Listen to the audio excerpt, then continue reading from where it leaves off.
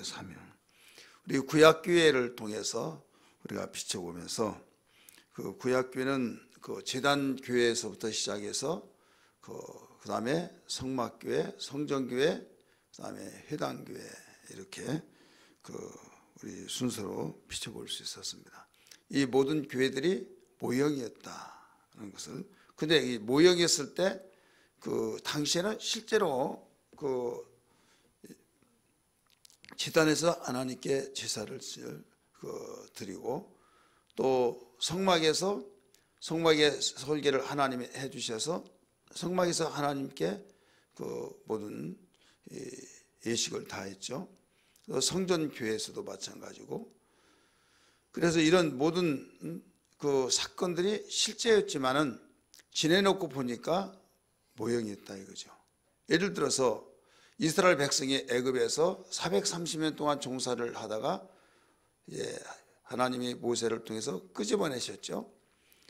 홍해를 건너고 광야에서 40년 동안 생활하시고 요단강을 건너서 그 아주 강성한 여리고성을 무너뜨리고 아이성과 그 다음에 이 부족 국가들을 모두 다 물리치고 땅을 분배를 해줬어요.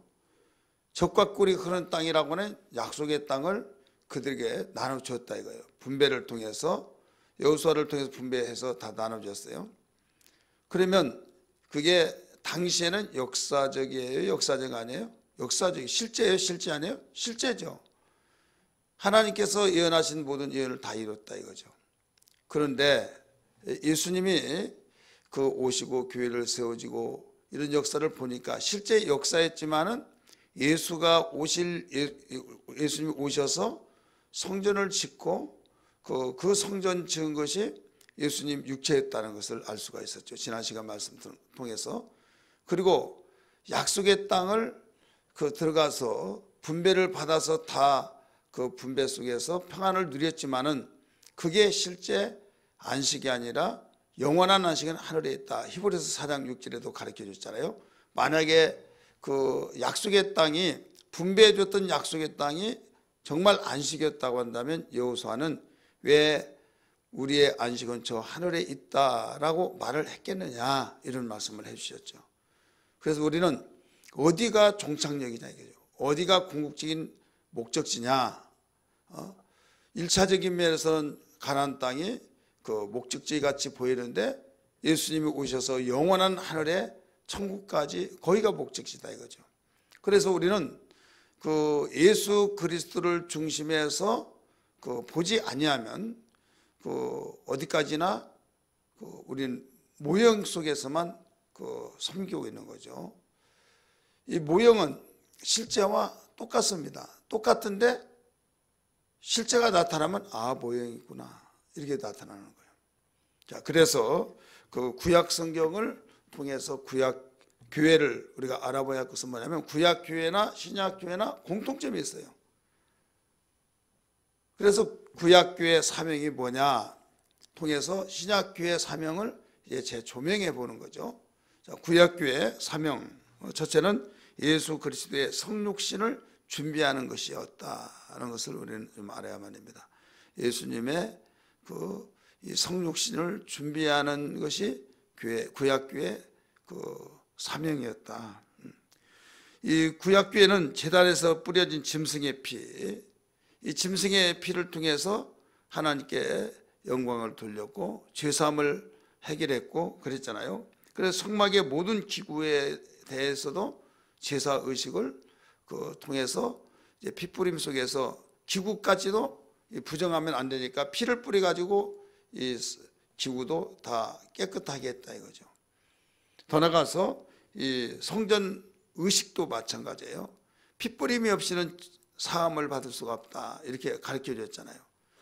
그래서 이 성막에서 하나님을 섬겼던 또 성전에서 섬겼던 이 피뿌림이라고 한 것은 구약에서도 있었다. 그런데 실제로 피뿌림은 신약교회에서 돌아와서 보니까 예수님이 단번에 제물이 되어주셔서 피를 흘리심으로써 완성이 되어지죠. 그렇기 때문에 구약교회는 그 예수 그리스도의 성육신을 준비하는 사명이었다. 이게 우리 볼 수가 있었죠. 그래서 완전한 구속주가 오실 예수님의 성육신을 예표를 하고 있는 거죠.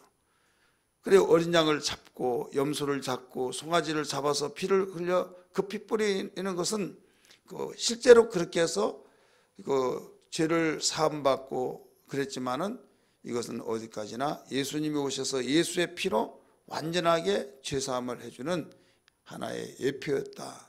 그러니까 예수님은 말씀이셨잖아요. 예수님이 오시기 전에 말씀이 육신이 되어 우리 가운데 거하심에, 그런 것처럼 이 말씀이 육신이 되는 것을 성육신이라 이렇게 말합니다. 우리의 육신하고 있으면 육신이 달라요. 우리는 흙에서 취해서 그 육신이 되었다면 예수님은 말씀이 육신이 되었기 때문에 근본이 다릅니다. 예를 들어서 이게 정립이 안 되면 얼마만큼 혼돈되는지 제가 종종 말씀을 드렸습니다만은, 우리 지방에서 어느 목사님이 나이 드신 분이 요사이 젊은 목사들은 완전히 교회들 교육을 잘못 시켜가지고 화장한 것을 나무래지 않냐고 화장한 것을 회개하라고 하지 않고 화장을 아주 주도하는 목사들이 있다고 막 야단치는 거예요. 여기 화장한 거 말고 죽어서 화장한 거, 아니 흙으로 왔으니까 흙으로 모셔서 매장을 해야지 화장을 하느냐, 이게 왜? 그게 성경적이냐? 그리고 부활할 때도 흙에서 거기서 부활하고 그래야 하는데 왜 불에 태워가지고 화장하는 거, 이건 불교에서 나온 거다고 막 야단하는 거예요.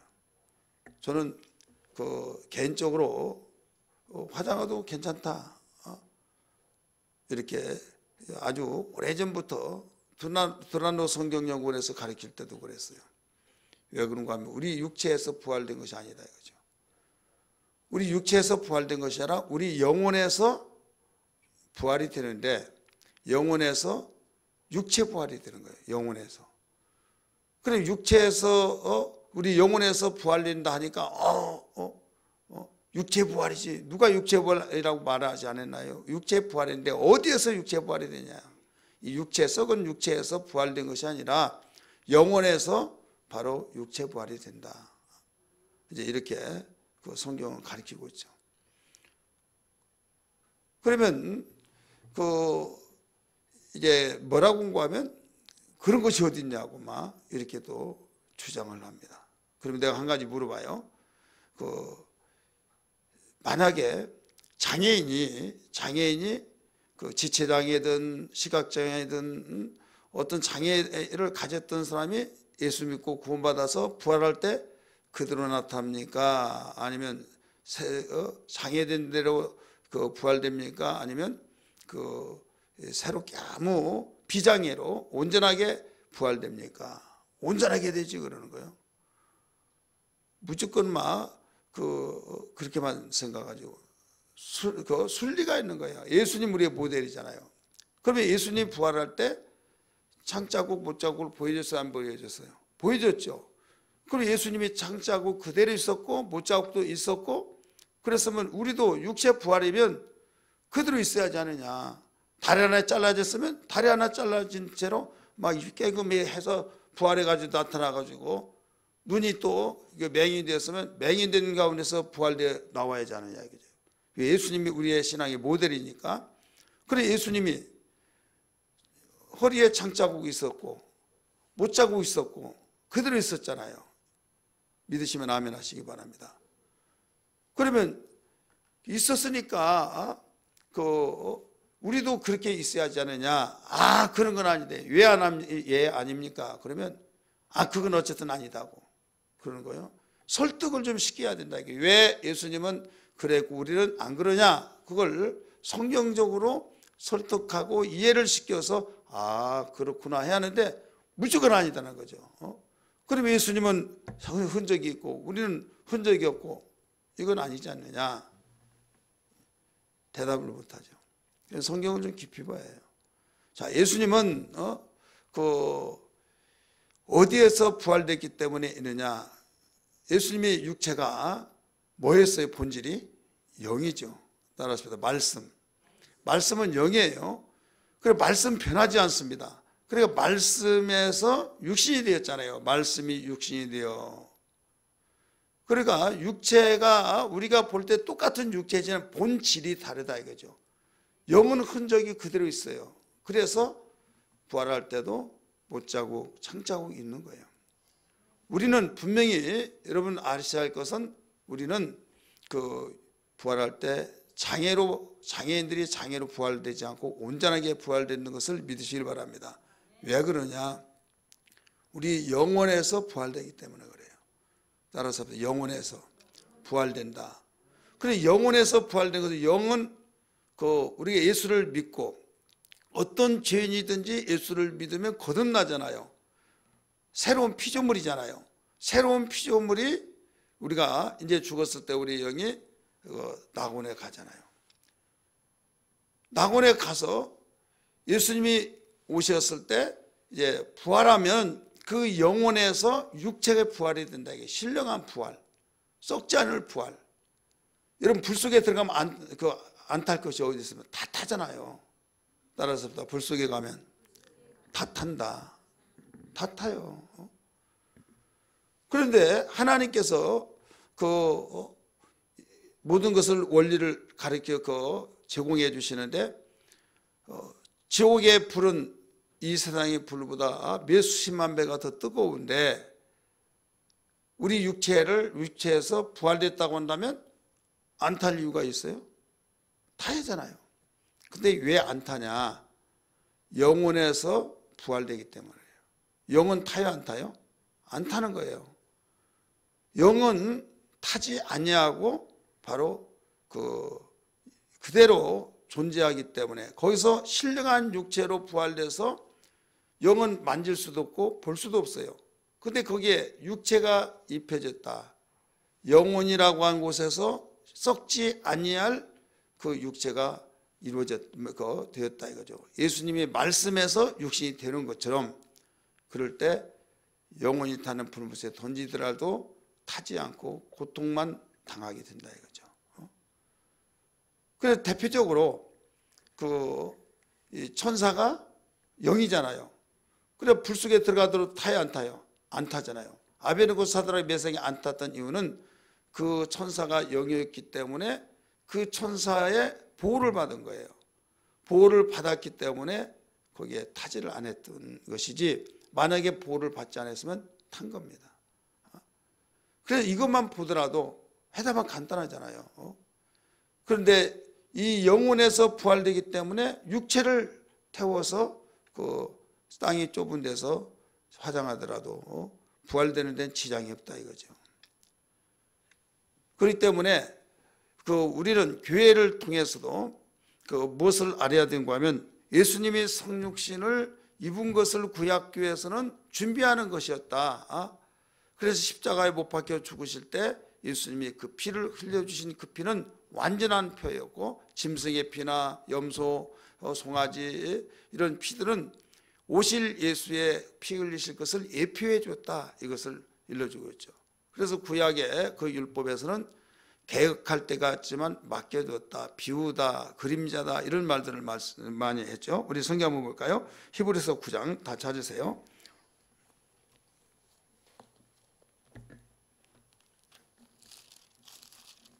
히브리서 9장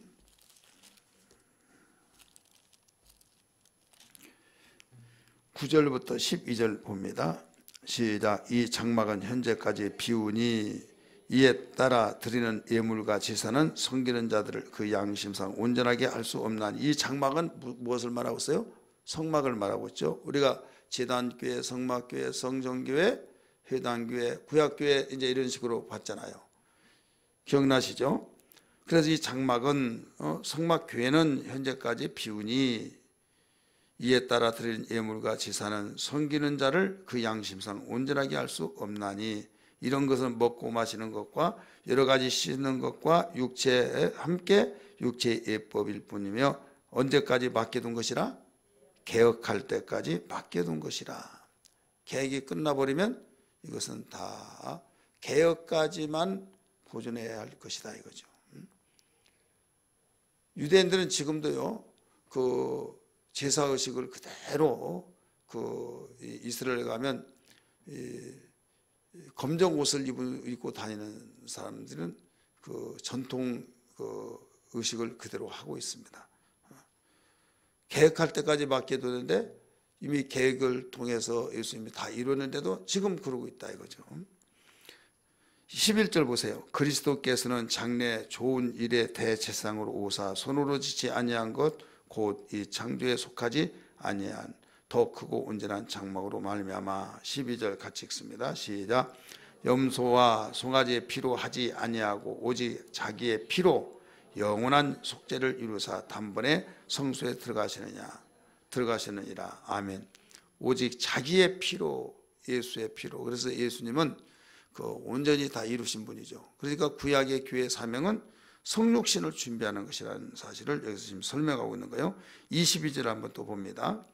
율법을 따라 거의 모든 물건이 뭐라고 그랬어요? 피로서 정결하게 되나니 피 흘림이 없은즉 사함이 없느니라. 자, 율법에 하나님께 제사를 드리려면 기구가 있어야 하잖아요. 기구까지도 다 피를 뿌리고 정결하게 해야겠고 그 피를 다 여기 다 뿌려서 정결 예식을 합니다. 그런데 그것은 영원하지 않고 그때마다 한다 이거죠. 근데 예수님이 피를 흘려주셨으므로 단번에 모든 것을 다 해결해 놔버렸다 이렇게 가르쳐 주고 있어요. 26절 한번 더 볼까요? 시작. 그리하면 그가 세상을 창조할 때부터 자주 고난을 받았어야 할 것이로되 이제 자기를 단번에 제물로 드려 죄를 없이 하시고 세상 끝에 나타나셨느니라. 아멘. 아멘. 우리 29절 한번 또 봅니다. 29절 시작. 28절까지네요.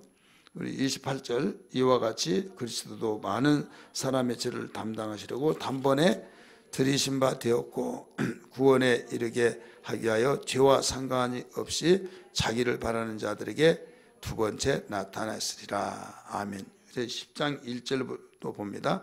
율법은 뭐라고 그랬어요? 장차 올 좋은 일에 그림자일 뿐이요 이게 나오잖아요. 그림자일 뿐이요 참 형상이 아니므로.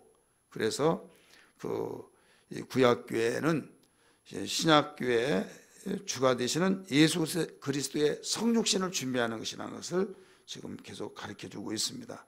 우리 한 번 더 읽습니다. 19절부터 20절까지 시작. 그러므로 형제들아 우리가 예수의 피를 힘입어 성소에 들어갈 담력을 얻었나니 그 길은 우리를 위하여 휘장 가운데로 열어놓으신 새로운 산길이요 휘장은 곧 그의 육체니라. 아멘. 아멘. 두 번째 구약교회의 사명, 하나님 나라와 언약이 실현되도록 기여하였던 것이 구약교회의 사명입니다. 첫 번째는 예수 그리스도의 성육신을 준비하는 것이고 두 번째는 하나님의 나라와 언약이 실현되도록 기여했다. 자, 하나님이 아담과 체결하신 인류 구원의 언약을 실현하도록 구약교회는 길을 만들고 징검다리를 놓았다 이거예요. 자, 길을 만들어 징검다리를 놓아서 건너서 이제는 실제 목적지까지 간 것처럼 구약교회는 이런 하나님의 언약을 실현하도록 징검다리를 계속 놓고 해서 완성을 이루도록 길을 만들어 놨다 이거죠. 그래서 길을 다 걸어가 보니까 거기에 이제 더 이상 목적지 왔으니까 이젠 다리 같은 걸 놓을 이유가 없죠. 그래서 예수님 죽을 때 다 이뤘다 했더니 휘장이 찢어지면서 하늘문이 열렸다고 그랬잖아요. 그래서 이제는 대제사장들이나 그런 사람을 통해서 하나님 만나지 않냐고 예수 그리스도를 통해서 직접 만나게 되어지는 계기가 되었던 걸 믿기 바랍니다. 그러면 우리 인간은 하나님과 함께하는 삶을 무죄시대 때 아담이 죄를 지키기 전에는 그렇게 살았는데 죄를 지음으로써 장벽이 생겨버렸죠. 무슨 장벽입니까? 죄의 장벽. 여러분이 잘 아시는 바와 같이 이사야 59장 1절 2절 말씀 보면 너희가 부르짖을 때 하나님의 손이 짧아서 구원치 못함도 아니요 하나님의 귀가 둔하여서 듣지 못한 것도 아니다. 너희와 나 사이에 죄악이 가로막혔기 때문이다. 이렇게 가르쳐 놨죠. 지금 에덴 동산에서 죄를 짓고 이 꿩이 막 숨는데 몸은 그대로 뜨고 고개만 막 쳐박고 그 엉덩이를 올리고 그래서 포수가 그대로 쏘면 그대로 죽을 수밖에 없는 거예요. 그렇게 다급하니까 숨기는 숨었는데 하나님 부르신 거예요. 아담아 아담아 네가 어디 있느냐 고백했잖아요. 제가 숨었다고 먹지 말라고 하는 실과를 먹음으로 제가 그거 드리고서 숨었나이다 이렇게 말하죠. 자 여기에서 아담하고 책이라는 것이 있다 이거예요. 아담하고 책이란 언약이 있는데 인류를 구원하신 그 언약을 그 책이라는데 아담은 인류의 조상이죠. 그래서 첫째 아담, 둘째 아담 고린도전서 15장에 나와요. 첫째 아담은 산영이다. 둘째 아담은 살리는 영이다. 이 말씀을 그 고린도전서 15장 45절에 가르쳐주고 있어요. 그러면 첫째 아담이 왜 그렇게 중요하냐? 한 사람이 불순종함으로 모든 사람이 죽고 둘째 아담은 한 사람이 순종함으로 모든 사람이 살게 되고 그러니까 예수 안에 있는 자는 둘째 아담 된 예수가 머리가 되어서 예수를 믿음으로 모든 사람이 살게 된다 이거예요. 그러나 예수 밖에 있는 사람은 첫 아담의 머리에서 그대로 유지가 되는 거죠. 그래서 인류를 하나님께서 그 첫째 아담에게서 아담과 언약이 있는데 그 언약이 뭐냐면 그 둘째 아담을 보내서 둘째 아담을 통하여서 인류를 구원하시겠다고 하는 그 언약이죠. 그럼 구약 교회는 이런 하나님의 언약을 실현하기 위한 그 기여를 했다. 이게 바로 구약 교회의 사명이었다 이거죠. 그러면 우리는 아담과의 언약을 어떻게 그 체결했느냐? 여러분이 읽으셔서 아시겠지만은 창세기 3장 22절의 말씀 보면 우리 한번 찾아볼까요? 창세기 3장 21절 22절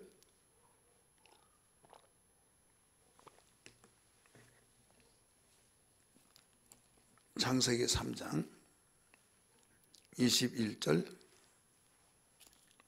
22절 같이 읽습니다. 시작. 여호와 하나님이 아담과 그의 아내를 위하여 가죽옷을 지어 입히시니라. 여호와 하나님이 이르되 보라 이 사람이 선악을 아는 일에 우리 중 하나같이 되었으니 그가 그의 손을 들어 생명나무 열매도 따먹고 영생할까 하노라 하시고 아멘. 이 21절 여호와 하나님이 아담과 그의 아내를 위하여 아담의 아내가 누구예요? 하와죠. 지금 벌거벗었을 때는 부끄러운지 몰랐어요. 죄를 지키기 전에는. 근데 죄를 짓고 난 데는 부끄러워서 무화과나무를 엮어서 가려워서 엮어서 그 부끄러운 부분을 가렸다 이렇게 나와요. 자, 무화과나무를 엮었다. 여기서 가렸다. 자, 무화과나무 알아요, 몰라요? 알죠? 그 잎사귀를 그 뜨거운데 그걸 엮었을 때 얼마나 갈까요? 안 엮어봐서 몰라요? 짐작으로만 해도. 햇빛 나면요 바삭바삭 부서져요. 그럼 부서지면 또 수치가 다 보여야 안 보여요? 보이겠죠. 그럼 또 해야겠어요, 안 해야겠어요? 이건 바람에 불고 바람에 불어서도 또 다 부서지고 다 그래요. 그걸로 가려워서 부끄러움을 해결해 보려고 했던 그 모습을 보고 하나님이 참 좋은 말로 보면 안쓰럽고 나쁜 말 참 미련을 천치고 그러죠. 야 이놈아, 얘 내가 먹지 말라면 실과를 먹고 그렇게 그런 짓 하고 있느냐 하고 또 백날을 해봐라 내가 가려지나 이렇게 하고 내버려 두지 않았다 이거예요. 오히려 그 모습을 보고 불쌍히 여겨서 가죽옷을 거기다 입혀줬다. 자, 무화과나무의 잎사귀로 엮어서 그 가려웠던 그 부분을 부서지고 말르면 부서지고 그러면 그 영구적인 것도 아니고 그 얼마나 불안하고 얼마나 번거롭고 그렇겠느냐 이거죠. 근데 가죽옷으로 가려버리도록 이 가죽옷을 그 입혀줬다고 하면 영구 보존이에요, 보존 아니야? 영구 보존이죠. 그러니까 그만큼 이것은 사랑으로 이루어진 것이다 이게 사랑으로. 그래 하나님의 전적인 사랑. 이것은 무엇을 말하고 있는가 하면 그 부끄러움을 해결해 주는 하나님의 사랑의 언약으로 이루어진데 우리는 이미 그가 에덴 동산에서 하나님과 사귀면서 살았을 때는 부끄러운 줄 몰랐어요. 근데 뭐 때문에 부끄러움이 벌써 느껴지는가 하면 죄 때문에 그렇다 이거죠. 근데 그 죄 때문에는 하나님과의 함께 할 수가 없다 이거죠. 새하늘과 새 땅은 그 문이 열렸습니까? 안 열렸습니까? 열렸죠. 성문을 도무지 닫지 않는다고 그랬어요. 그건 열어놔요. 12문을 다 열어놓는데 거기에 아무라도 들어갈 수 있을까요? 아무나 들어도 좋다 해서 열어놓은 거 쉽게 말해서 문 열어놓은 것은 아무라도 오라 이거예요. 근데 아무라도 오도록 문을 열어놨지만은 갈 수 있는 자는 다 가는 것이 아니에요. 왜? 거기는 수치를 가진 사람은 갈 수가 없어요. 거기 영광의 성이기 때문에 거기는 빛난 세마포 옷을 입고 그래서 세상의 왕들이 그리로 들락거린다라고 가르쳐 줬어요. 우리 성경 봅니다. 여기 표시해 놓고 요한계시록 22장 21장 24절 우리 이 의미를 더 좀 알기 위해서 22절부터 읽으세요. 요한계시록 21장 22절부터 시작. 성 안에 내가 성전을 보지 못하였으니 이는 주 하나님 곧 전능하신 이와 및 어린 양이 그 성전이십니다. 그 성은 해나 달의 비침이 쓸데없으니 이는 하나님의 영광이 비치고 어린 양이 그 등불이 되십니다. 만국이 그 빛 가운데로 다니고 땅의 왕들이 자기 영광을 가지고 그리로 들어가리라. 낮에 성문들은 뭐라고 했어요? 도무지 닫지 아니하리니 거기는 밤이 없습니다. 사람들이 만국의 영광과 존귀를 가지고 그리로 들어가겠고 무엇이든지 속된 것이나 가증한 일 또는 거짓말한 자는 결코 그리로 들어가지 못하되 오직 어린 양의 생명책이 기록된 자들만 들어가리라. 아멘. 그러니까 문이 닫혀서 못 들어간 것이 아니에요. 여기는 성 안에는 문은 도무지 닫히지 않는다고 그랬어요. 그냥 열어놓는 거예요. 그래 여기는 해와 그 어떤 달 같은 것도 필요 없이 하나님이 친히 영광이 되어서 그 광채가 나버린 거죠. 그럴 때 그 영광의 성 안이 어떤 누가 들어갈 수 있느냐? 여기에는 그 영광스러운 자들만 들어가는 거예요. 그래 문이 열려 있더라도 못 들어가는 것처럼. 그래서 여기에 분명히 가르쳐 주기를 25절에 26절 보세요. 사람들이 만국의 영광과 존귀를 가지고 그리로 들어가겠고 이렇게 나오잖아요. 만국의 영광과 존귀를 가지고 그리로 들어가겠고 무엇이든지 속된 것이나 가증한 일 또는 거짓말하는 자는 결코 그리로 들어가지 못하되 여기 나오죠. 여러분 우리는 왕 앞에 갈 때 누추한 옷을 입고 갈 수 없잖아요. 파티하는데 잠옷바람에 갈 수 있어요? 몸빼 입고 갈 수 있어요? 추린 입고 갈 수 있어요? 못 가요. 오라고 초청장했지만 나 옷 없어 못 가. 우리는 영광의 옷을 입어야 된다 이거죠. 세마포. 그래서 이 영광의 옷은 행위에 따라서 주어진 것을 알아야 될 줄 믿기 바랍니다. 흰 옷은 구속의 은혜로 주시지만은 영광의 옷은 우리 성도들의 옳은 행실이다. 19장 8절에 가르쳐 놓고 있죠. 요한계시록 19장 8절 보세요. 19장 8절 시작. 그에게 빛나고 깨끗한 세마포 옷을 입히도록 허락하셨으니 이 세마포 옷은 성도들의 옳은 행실이다. 아멘. 옳은 행실이다. 그래서 구원은 은혜로 받고 영광은 우리의 행위로 얻어진다는 것을 알아야 될 줄 믿기 바랍니다. 그렇기 때문에 우리의 신앙은 그 구원받지 못한 자들은 구원받기 위해서 기도하고 애통해야 하겠지만은 구원받은 자는 이제는 다 천국 가야겠다. 거기에서 머물러서는 안 된다 이거죠. 거기서 머무르지 아니하고 나는 성 안에 영광의 옷을 입는다. 영광의 옷을 준비한다. 이런 자신을 가지고 우리는 교회 생활, 신앙 생활을 해야 될 줄 믿기 바랍니다. 그래서 이 하나님이 아담에게 체결하신 그 내용은 그 언약은 뭐냐면 하나님의 사랑으로 부끄러움의 수치를 아무리 자기가 무화과나무 옷을 엮어서 입으려고 했지만은 너 그것 가지고 안 된다. 너 노력으로 된 거 아니다. 내 사랑으로 되어진다 하면서 그 언약이 그 가죽옷을 입혔다. 자, 가죽옷을 만들어내는 것은 뭐가 죽었다는 거예요? 짐승이 죽었다는 거죠. 그 어떤 희생이 되어지고 난 뒤에 그 결과물로 옷이 나온다 이거예요. 자, 양가죽을 입었다. 그럼 뭐가 죽었어요? 소가죽을 입었어요. 소가죽 옷을. 그럼 뭐가 죽었어요? 소가 죽은 거예요. 그래 하나님이 여기서 가죽옷이라고 하는 것은 벌써 가죽이 그 짐승이 어떤 짐승인가 죽었다 이거예요. 자, 하나님이 우리에게 언약을 완전히 실현할 수 있도록 하신 것은 예수 그리스도께서 죽으심으로써 우리에게 옷을 입혀준 것이다 하는 것을 알아야 될 줄 믿기 바랍니다. 벌써 여기에 구약 교회에서도 이것을 가르쳐주고 있다 이거죠. 이것을 실현할 수 있도록 아담과의 그 언약을 실현할 수 있도록 기여한 것이 바로 이 구약교회의 사명이었다 하는 것을 알 수가 있죠.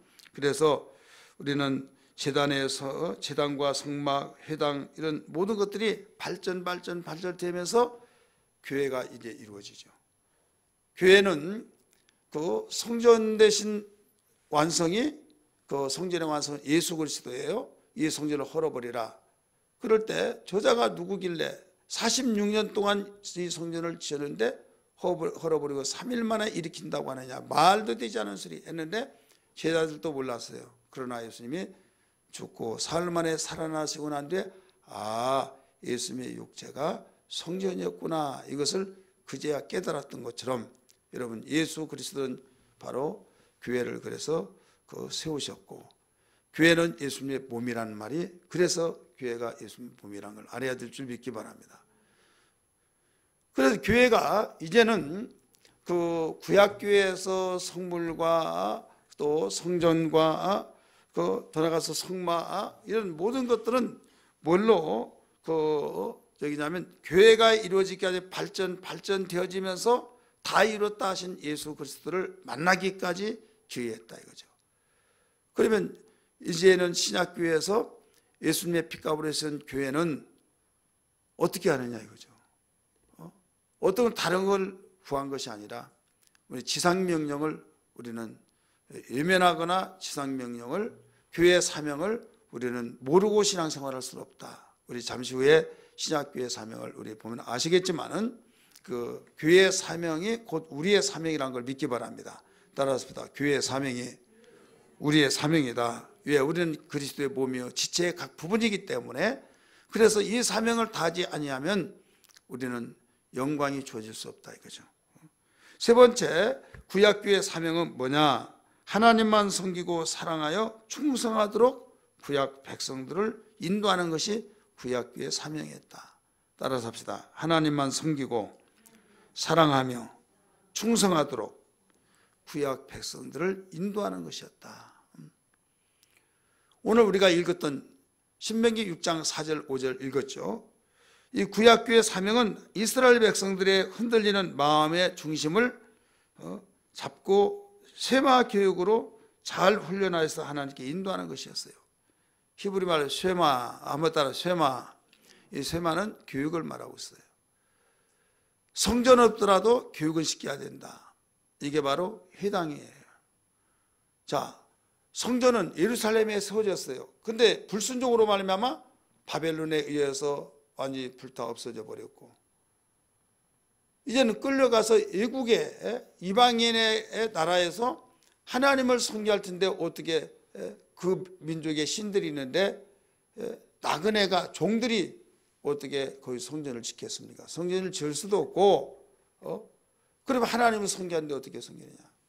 이때 그들이 쇠마교육을 하는 거죠. 어디에서? 물론 집에서 부모들이 하는 가정교육이 있습니다마는 그걸로 족하지 않았어요. 회당을 지어서 거기에 모여가지고 교육을 시킨 거죠. 교육을 시켜서 그때부터 무슨 말이 더 움직여지는가 하면 성전은 없더라도 교육은 시켜야 된다. 이게 바로 이스라엘의 세마교육의 정신이에요. 그래서 율법에 이미 나와 있더라 이거죠. 6장 우리가 읽었던 4절 5절에 그 가리키는 내용이 나오죠. 우리 다시 한번 볼까요? 신명기 6장 4절 이스라엘아 들으라 우리 하나님 여호와는 오직 유일하신 여호와시니 너는 마음을 다하고 뜻을 다하고 힘을 다하여 네 하나님 여호와를 사랑하라. 그러니까 사람이 살다 보면 세상에서 직장에서 사업 현장에서 여기저기서 활동하다 보면 거기에 보고 듣고 느끼고 거기에 해바라기처럼 세상으로 기울어질 수밖에 없는 거예요. 근데 택한 이스라엘 백성들은 내가 여호와다. 나만 섬겨라. 나를 섬겨라. 우상 섬기지 말아라. 계속 가르쳐 주잖아요. 근데 세상과 접하는 것이 너무 많아요. 시간적으로도 볼 때. 보는 것들도 그렇고. 근데 하나님은 당신만을 섬기라는 거예요. 근데 주변의 나라들, 열방들, 열고 주변의 모든 나라들은 한결같이 공통점이 자기들 민족의 신을 섬기는데 통일성이 뭐냐면 보이는 거예요. 나무를 깎든지 돌을 깎든지 어떤 목상을 만들어서 거기에 이게 우리를 구원하는 신이다. 우리에게 복을 주는 신이다. 근데 또 유일하게 나는 여호와라 하는 이스라엘 백성들의 신 여호와는 아무 형상도 만들지 말라는 거예요. 하늘이나 땅이나 땅 아래 물속에 어떤 형상을 만들지 말고 절하지 말고 나만 섬기라. 그러면서 이름을 주신 거예요. 내 이름은 여호와라. 그래 이름만을 가지고 섬기라는 거죠.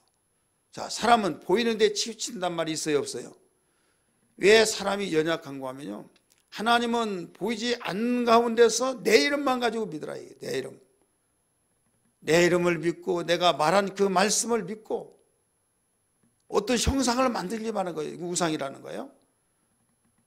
근데 세상에 수많은 민족과 그 민족들이 섬기는 신들은 어쨌든 사람의 조공물로 만들어졌지만은 이게 우리를 구원하는 신이고 우리를 복주시는 신이라고 만들어 놓고 절을 하고 그렇다 이거죠. 그렇다면 그들과 어울리려면 이스라엘 백성들도 같이 해야 안 해요? 해야죠. 근데 하나님이 금하셨어요. 근데 신기한 거 보세요. 그들이 신앙이 뜨겁고 하나님께 흔들리지 않냐는 신앙을 가지면은요, 저거 잘못됐어 분별하면서 하나님만 섬깁니다. 근데 신앙이 약해지면은 그들이 모두 주변의 나라 사람들이 그런 신을 섬기니까 왕따가 되기 쉽고 두려웠고 그러니까 그들에게 기웃기웃하면서 그들과 교제하고 사귄답시고 그들의 신을 받아들여서 섬기는 것이 우상이에요. 그게 세속화예요. 그러니까 줏대가 없는 신앙에 줏대가 없으면요, 신앙생활 제대로 할 수가 없는 거예요. 예수 믿는 사람이 교회 오면 예수 믿는 것 같고 밖에 나가면 안 믿는 것 같고 왜 그런 줄 아십니까? 왕따 당하고 싶지 않아서 그래요. 그래도요 지금은요 우리 민족이 교회 다니고 신앙생활하기 참 좋은 분위기 속에서 믿게 됐어요. 제가 어렸을 때가 아니죠. 개척 초창기만 하더라도 뭐 때문에 교회 못 나가냐? 술 담배 때문에 못 나간다. 또 부모 제사 때문에 교회 못 나간다. 이런 말이 얼마나 많이 있습니까? 술 담배를 먹지 아니하고 피우지 아니하면 사회생활에서 매장된 것 같고 왕따가 되는 거예요. 그러니까 사업상 대인관계상 한 잔씩 마시고 또 그 담배를 피고 그래야 말거리가 되는 거예요. 말거리가. 근데 지금은 어떻습니까? 옛 신앙을 떠나서 사회적인 분위기로서 금연운동을 해야 안 해요? 금연이 뭔지도 모르는가 봐요. 금연운동을 해야 안 해요? 하잖아요. 심지어는요, 여기는 금연 빌딩입니다 해가지고 그 빌딩 안에서는 피지를 못해요. 밖에 나가서 피고 공항에 가서는 참 어떤 모습을 보냐면요, 우글우글해서 가봤더니 저 도대체 거기 왜 그렇게 가나 했더니 거기에 문을 딱 들어갔는데 거기에 우글우글 해가지고 거기 이거다. 그래서 얼마나 이제는 공간이 그들이 발붙일 데가 없어. 그래가지고 따로 하나 만들어 놓은 것이 그 담배 피는, 여러분이 그 시내버스 타고 다닐 때 그 차 안에서도 담배 피고 하고 그 열차든 버스든 막 여러분 얼마 그 안 됐잖아요. 중국 같더니요, 그 버스를 탔는데 그건 비포장도로 막 있기 때문에 또 문도 열어놓으니까 막 먼지가 다 거기에 그 끼어들어 가지고 이렇게 때리면 먼지 같이 막 올라오는데 그 시트로 되어 있는 그 의자 거기를 담배를 피워가지고 담배불 끈다고 하는 것이 어떻다냐면 시트에다가 비비니까 타가지고 구멍 나고 스펀지는 막 뻥뻥 벌집이 돼 있어요. 거기에 있으니 얼마나 여러분 아주 숨도 못 쉬길 지경이에요. 숨도 못 쉬길 지경. 기차 가더라도 그렇고 버스에 가더라도 그렇고 지금은 많이 좋았습니다만은, 그런데 우리 민족이 그런 분위기 속에서 교회 다니면 담배 안 핀 다음에 예수 믿는 것들 담배도 안 피고 술도 안 피고 무슨 재미로 사는가 몰라 하면서 막 비아냥거리고 비꼬고 막, 그러니까 너무 힘든 거죠. 근데 이제 지식이 발달되고 사회 분위기 조성이 이 담배 피지 안 피도록 분위기가 조성돼서 얼마나 기금만 하더라도 우리 신앙적이잖아요. 좋잖아요. 우상성기는 거죠. 부모의 제삿날, 여러분 부모님께 제사한답시고 그 상 차리고 절하고 그래 안 하잖아요. 안 하는데 하면 어때서, 여러분 하면 어때서나 하나님이 하지 말라는 거예요. 하나님이. 우리는 살아있을 때 잘하고 돌아가시면 잡수신다든지 어휴 내 아들 정말 나 공경하는구나 한다면 100번이나 하나님이 하라고 하겠죠. 몰라요. 아무 쓸모가 없다 이거죠. 이방 종교들은요, 부모에게 잘하라 거기까지는 나와요. 아니면 돌로 쳐 죽이라, 그런 이방 종교가 없어요. 근데 성경은 부모를 저주하는 자는 돌로 쳐 죽이라 이거예요. 부모는 제2의 하나님이라는 거예요. 쉽게 말해서 이렇게까지 부모를 섬기라고 했던 하나님이 죽은 뒤에는 거기에 절하지 말아라 이거예요. 상 차려놓고. 근데 오늘날 하는 사람 또 있어요. 청개구 우리가 이제 그렇죠. 근데 우리는 거기에서 기독교 복음이 들어온 순간부터 그 일을 하지 않으니까 핍박이 얼마나 심했습니까? 예수 믿는 것은 조상도 없어, 애비도 몰라봐, 의미도 몰라봐, 그 호로 쌍놈이야 막 하면서, 그리고 그것 때문에 교회 못 나오고 그런 게 얼마나 많습니까? 지금은요, 교회를 안 다니더라도 뭐 와서 뭐 잡수신 것도 아니고 해가지고 교회 안 다니더라도 제사 안 지내요. 그런 사람들이 지금 붐이 일어나고 있고, 이제는 뭐 전화 한 통만 하면 싹 해놓고 막 또 어디 놀러 가고 막 그 콘도 가가지고 그 전화 한 통 하면 뭐 거기 갖다 놓는다며요. 그러면서 그것도 이제 하다가 아이고 뭐 하냐고 뭐 알지도 못한데. 그래서 제사 안 지내도 욕할 사람 하나도 없어요. 얼마나 분위기가 좋습니까? 그럼에도 불구하고 신앙이 약해지면은 하더라 이거죠. 나이 드신 분이 많이 왔어야 하는데 내가 생각이 난 김에 말한대요. 우리 새천년 세계선교회 정기총회 하면서 목사님이 이런 말을 해. 나 어제 그 연명설교했어 그래. 연명설교했다 그래서 뭔 말을 안 했어요. 연명설교했대. 그 연명설교가 뭐예요? 이제 글씨를 보니까 이제 무슨 알겠지만 이제 확실히 알아듣기 위해서 이제 물어봤어요. 그래서 설교를 끝나고 나서 정말 하기는 해야 하는가 봐. 이렇게 집사님들이 이제 권사님들이 말을 하더라 이거죠. 연명 알죠? 알아요? 몰라요? 뭐냐면 사람이 이제 의식만 있고 어떤 숨은 쉬는데 아무것도 모르잖아요. 의식이 이제 없을 때. 그때 이제 장기적으로 가면 막 중환자 왔다 갔다 하고 막 주사만 빼면 돌아가시는데 계속 주사바늘 꽂고 있다 이거죠. 그럴 때 이것을 의사는 마음대로 못합니다. 살리는 의무가 있기 때문에 어쨌든 생명을 마음대로 못하는 거예요. 그래서 이제는 심장사에서 뇌사를 제가 법이 되어 있기 때문에 판단되어서 이건 사망 선고를 이제 하지만은 그것도 이 가족의 동의가 있어야 된다 이거죠. 근데 가족의 동의 없이 할 수 있는 길이 하나 있는데 뭐냐면 그 목사님이 설교를 이렇게 했대요.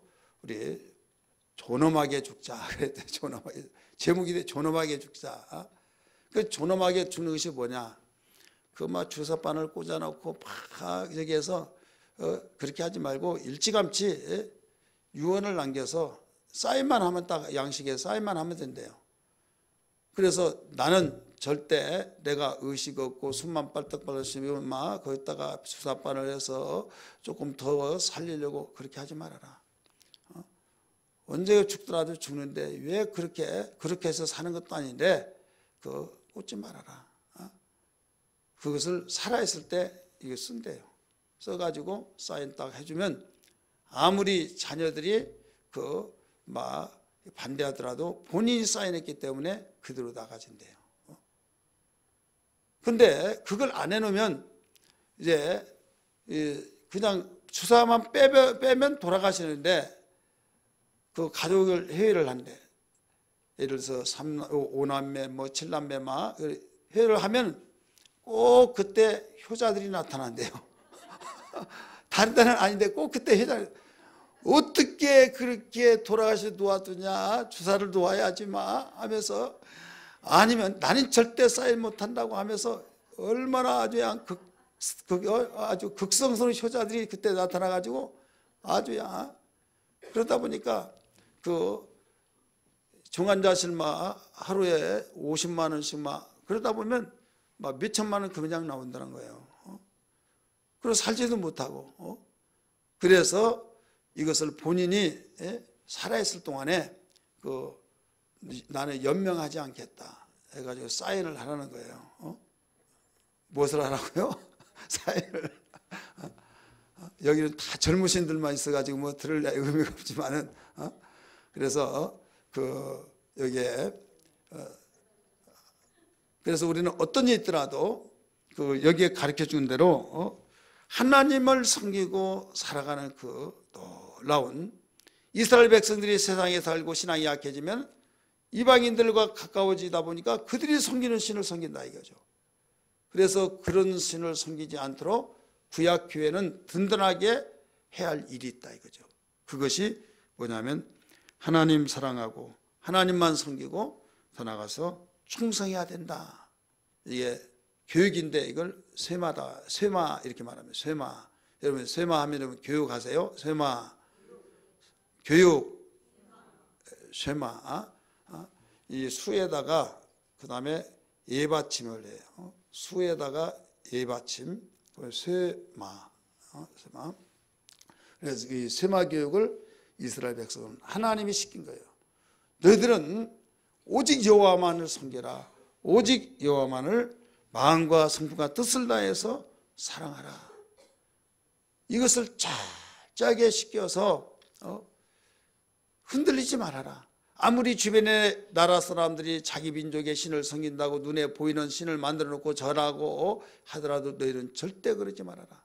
여호와 하나님만 사랑하고 여호와 하나님만 섬기고 여호와 하나님만을 의지하고 그것도 어떻게 사랑하지? 그냥 사랑하지 말고 마음을 성품을 뜻을 다하여 목숨을 다해서 사랑하라 이거예요. 이 역할을 기여한 것이 바로 구약교회였다 이겁니다. 이해되시면 아멘 하시기 바랍니다. 할렐루야. 그래서 언제까지냐? 약속의 자손이 오기까지 한 거예요. 따라서 약속의 자손이 오시기까지. 이 약속의 자손이 누굴까요? 누구예요? 아브라함이 이삭을 낳고, 이삭입니까? 여기서 예수예요. 갈라디아 4장을 보세요. 갈라디아 4장 4절.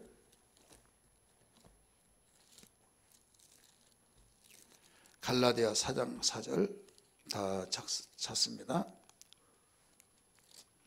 시작. 때가 참에 하나님이 그 아들을 보내사 여자에게서 나게 하시고 율법 아래에 나게 하신 것은 율법 아래에 있는 자들을 속량하시고 우리로 아들의 명분을 얻게 하려 하심이라. 아멘. 율법에 속한 자들을, 구약교회에 있는 자들을 이제는 바톤을 이어준 거죠. 약속의 자손이 오기까지. 그래서 1차적으로 구약에 있는 그 교회들에게 바로 예수 믿게 하고 교회 속에 들어오게 하고, 그 다음에 이방인들이 예수를 곧바로 믿어서 이제 교회 사명 속에 다 참가하라 이거예요, 쉽게 말해서. 그래서 신약교회 사명이 이제 주어진 거죠. 근데 신약교회 사명은 다른 것이 아니라 오직 우리는 그리스도 안에서 성취한 나라가 더 넓은 곳으로 확장되고 건설이 완성되기 위해서 예배, 전도, 교육, 봉사 여기에 대해서 충성해야 된다는 거죠. 따라서 하나님 나라가 확장되고 건설이 완성되기 위해서, 확장이 되고 건설이 완성이 되기 위해서 뭐예요? 예배, 교육, 전도, 봉사, 거기에 대해서 충성을 다해야 된다. 이게 바로 신약교회 사명입니다.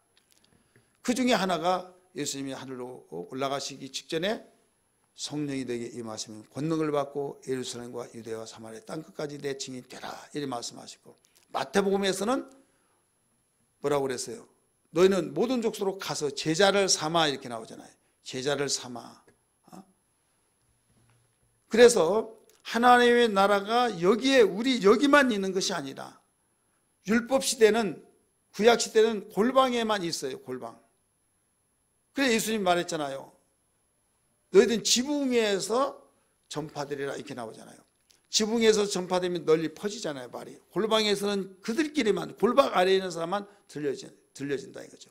그래서 이스라엘 백성들의 율법은 자기 민족들에게만 들려졌다고 한다면, 복음은 지붕 위에서 선포가 되기 때문에 퍼지고 퍼져서 계속, 예를 들어서 지붕에서 몇 미터나 퍼질 것 같아요?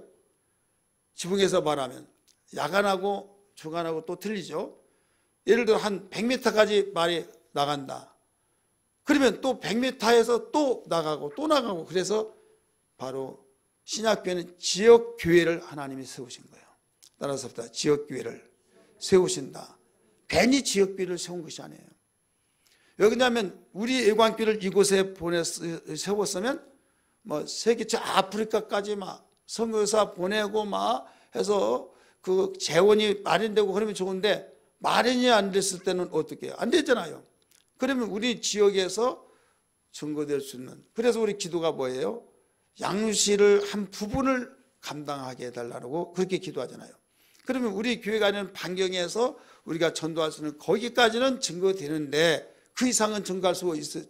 전달이 됩니까? 안 됩니까? 안 되죠. 그러면 그 다음에는 그쪽 교회에서 하는 거예요.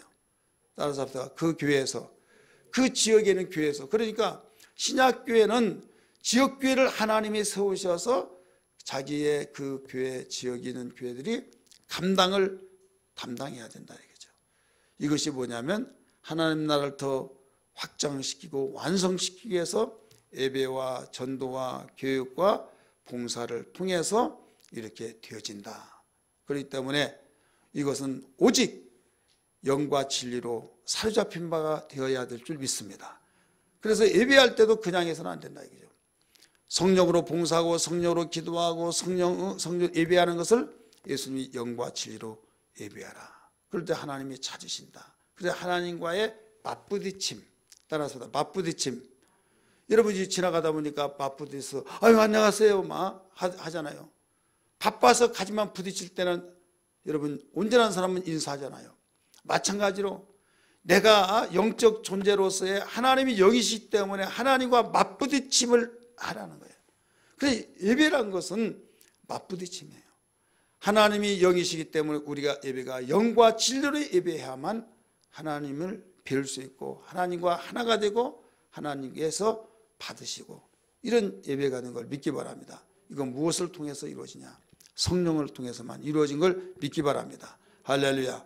그래서 구약교회도 신약교회도 그 사명은 거기에서 구약교회에서 신약교회에 그 실현하도록 거기까지 해주고 신약교회는 바톤을 이어받아서 이제는 더 높게 온전하게 이루기 위해서 세계 땅끝까지 복음을 증거하는 것. 그래서 하나님 나라가 거기까지 확장시킨 것이 교회 사명이다. 이것을 알아야 될 줄 믿습니다. 구약에서는 골방에서 전파됐다고 한다면 복음에서는 바로 지붕에서 전파된 것이다. 지붕에서 전파되지만 여기서 지붕에서 전파된다고 해서 태평양 건너까지 전달되는 건 아니다. 바로 지붕에서 전달되더라도 그 몇 미터까지는 간다. 그리고 거기까지 가면 거기에 교회가 또 있다는 거죠. 그래서 지역교회를 하나님이 세우셨다. 이것을 정리하시면 되겠습니다. 이해되시면 아멘 하시기 바랍니다. 우리 찬송 부르겠습니다.